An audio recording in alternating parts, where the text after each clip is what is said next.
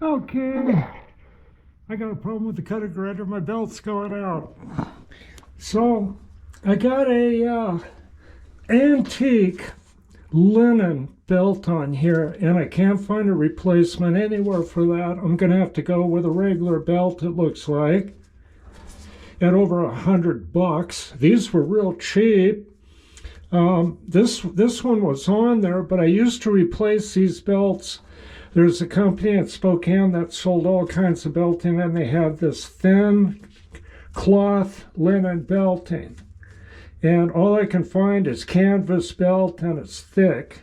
But this was the best for precision grinders. But I think I'll be okay with an endless regular belt on this. But I used to use belts like this on some high precision cylindrical grinders called the Crystal Lake. And that's one machine I wish I had again, but I don't have room for it. But this grinder does a little bit of everything I need to do. So what I'm going to do is I'll put you inside here, and I got to get the length of this thing. And let me see here. So I got this tape. I think you can see I'll move it back. Okay, I'm going to get some tape for the tape. Let's see if this will work. I got all kinds of stuff here. There's no room for a fancy microphone or nothing here. So if you can't hear me, oh yeah. Okay, so I got that hook on there.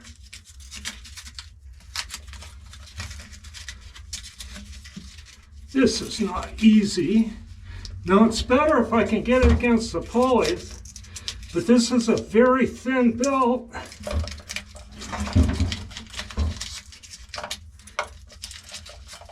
I'm not doing very well with this.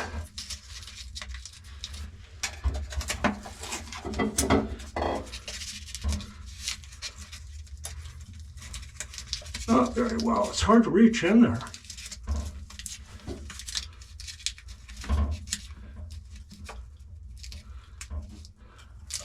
Give that another wrap for good measure.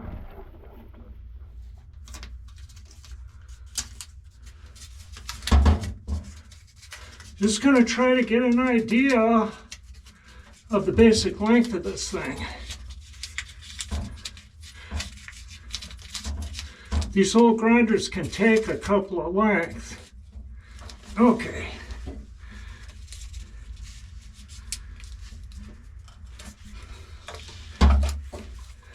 See if I can send it up. Get that going the right way.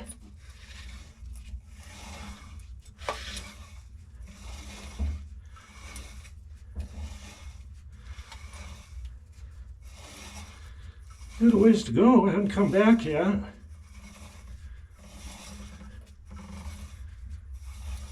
Here it is. All right. Take some of this tape off.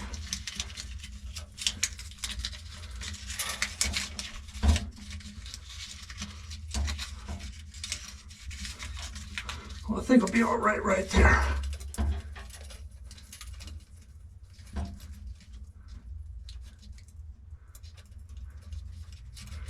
Oh, wait a minute, what kind of tape is this one?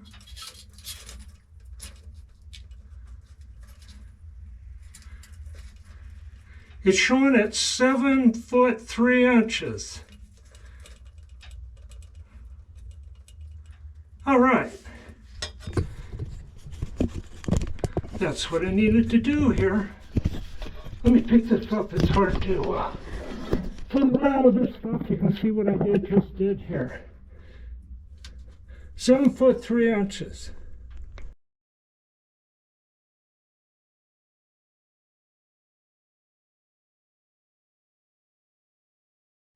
Well, it's a good thing I know a few old tricks or two.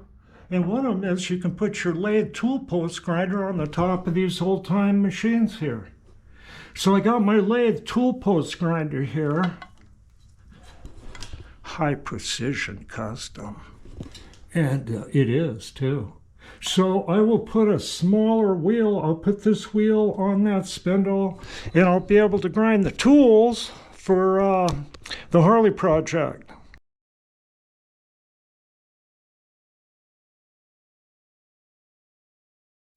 Well, it should have better sound now. I'm up here with the microphone, and it takes a while, but I got it dialed in. Let's get it over here, right on 0. And see how it looks.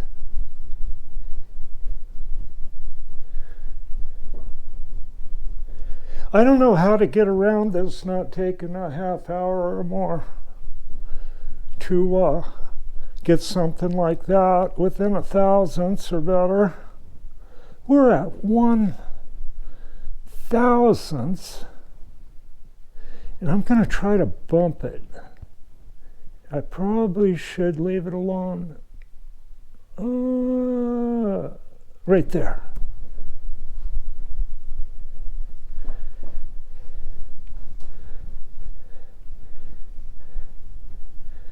Yeah, that did it.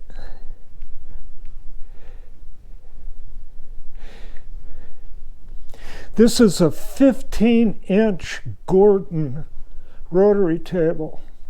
And what I have this on here is I get a lot better clamping options on this Jig Borer. Now I want to point out again, if you got a Bridgeport with a digital readout and you're very careful, you can do this. You know, I was doing this as a business, and this also worked out for other things too that use dowel pins. So what I'm going to show you how to do is work with objects that use dowel pins, and this is a pretty good lesson. Lots of things use dowel pins for alignment. Perfecto, and that's the lock. We're in business. Okay, let's have a look here. We'll look on top. Got it pretty much level. Both ways. Got 1, 2, 3 blocks under there. I got screw jacks. I got it clamped in 3 places. I don't need to use any paper or anything on this because the case isn't as badly warped as the left case. And the nature of things, that left case is really pretty lightweight and flimsy. It's actually warped 1/1000 and a half since I cut on it. That relieves some tension that was built up in the case, probably from welding, and this over 30 years ago. But that's the nature of these things. You know, it's going to warp. And another thing I discovered long ago, and I asked about at the factory about bead blasting or sandblasting in these cases, you really shouldn't do it because it causes a surface hardening on these flimsy cases, and that'll warp them. And they also pointed out at the factory that you're entering contaminants into the engine with bead blasting. So unless you absolutely thoroughly clean them, but you don't need to bead blast stuff. You can scrub them with solvent and a brass brush or whatever, scrub them. They didn't bead blast them at the factory, so you are changing the whatever of it, the originality. So I just thought I'd throw that in. And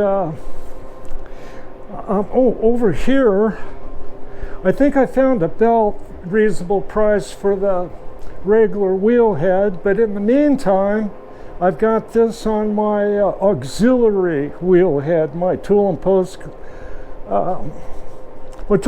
grinder for the lathe. And this is an old trick. These old grinders without a tilt head, you can actually put your tool post grinder, flip it around this way, and you got a tilt head with a cup wheel on it. When I'm going to do some straight grinding, I'll use the all-tool Rotodex here. And I got a special cutter to make for the dowel pins, and you might find that interesting. Okay, I'll be back in a minute probably.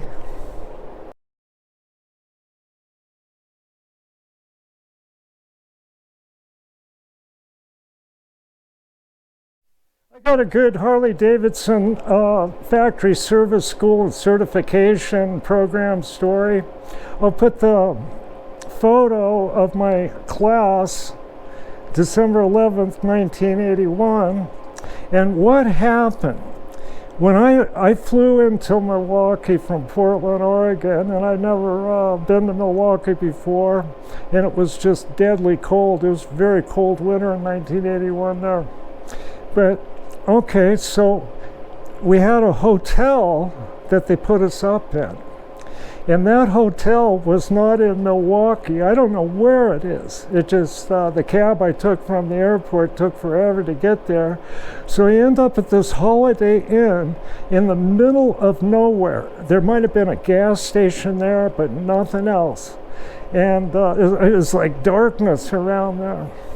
But inside that Holiday Inn, they had everything. They had a bar, they had a good restaurant, they had massage parlors, prostitutions, and narcotics available for all that wanted it. I'm talking hard drugs and everything. Of course, there's some pot smokers and stuff in that group. So the reason they did that is because they've had a history of the service school people getting in trouble in downtown Milwaukee. And back then, there was a dress code in all of the bars except for who knows where on Skid Row, but it said right on the doors, no leather jackets or chain wallets allowed. They all had dress codes. And the cab driver told me that. I had my leather Harley jacket. I was going, dude, you need to ditch that leather jacket and get you a sport coat. He goes, a hunk like you have women crawling all over you. The men around here are wimps. I thought that was funny. So anyway, I get out there, and there's just out in the middle of nowhere, I had no transportation, and most people didn't.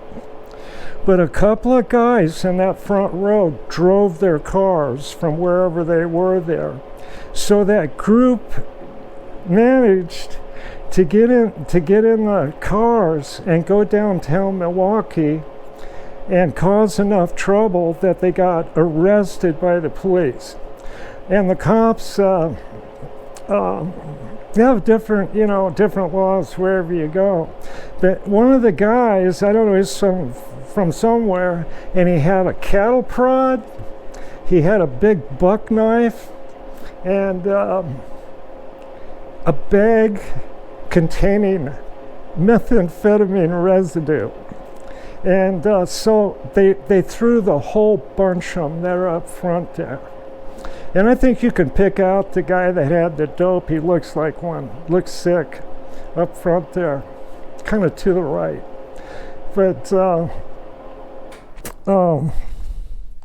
so they get arrested, and the company had to use their lawyers to get them out, and they missed a couple of days of that school. And that was the graduating photograph there. It was like the last day. And those people looked 3 sheets in the wind to me. But I thought I'd point that out. And this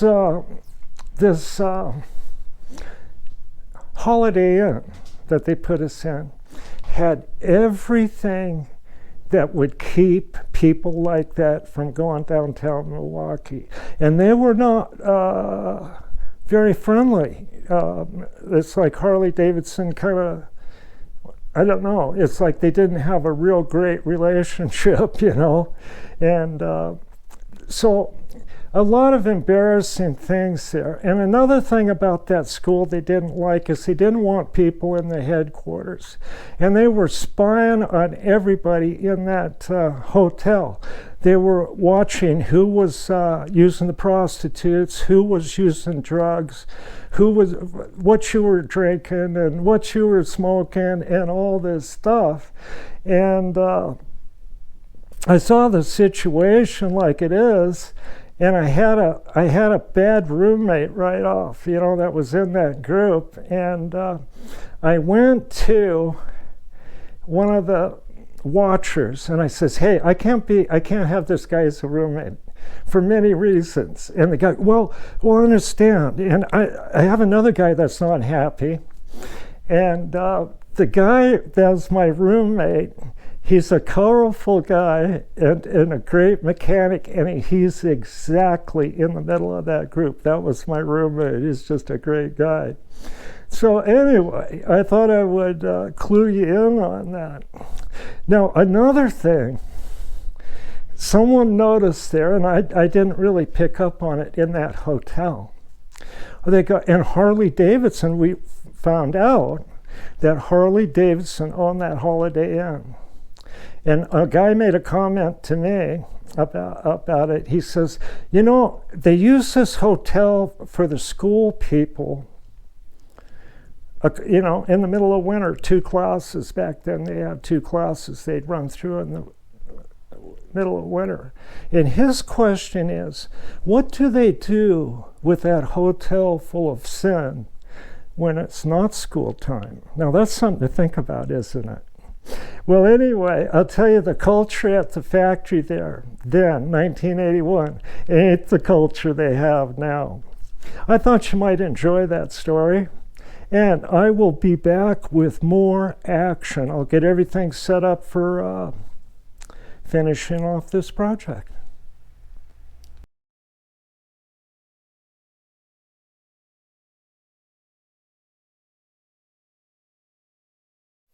Okay, back in business here, and I want to urge people to be very careful with grinding wheels. I'm running this one right at 4,100 RPM. I deem it to be safe to do that, and I'm going to let it sit here and run for about 20 minutes. So be careful with grinding wheels, okay, and stay out of that zone. Whatever you do, don't be in that zone. Okay.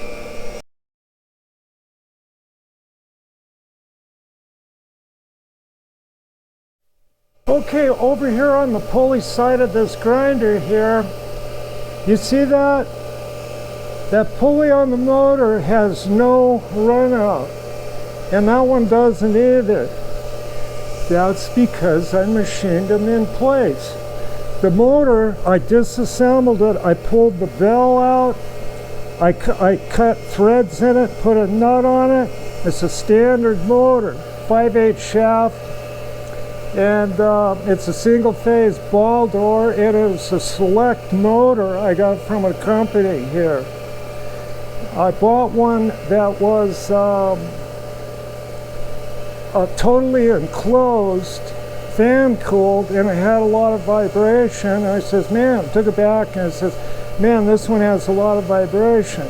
And the company that was here sold a lot of stuff to Hanford, so they had a good connection with ball door, and they go, oh, no problem, we'll send you a motor that runs smooth. And that's how I got this single phase motor that runs smooth. I thought that I'd point that out. You know, this isn't no second. This is something that they had at the factory for someone that had a problem. And that was a very long time ago. But that's the secret of smoothness here. And these flat belts are grooved timing belts that I gear down and turn the belts inside out and coarse sandpaper and sand the grooves down on them. And I come up with those readily available everywhere. So anyway, I managed to patch this thing together, and I will be back.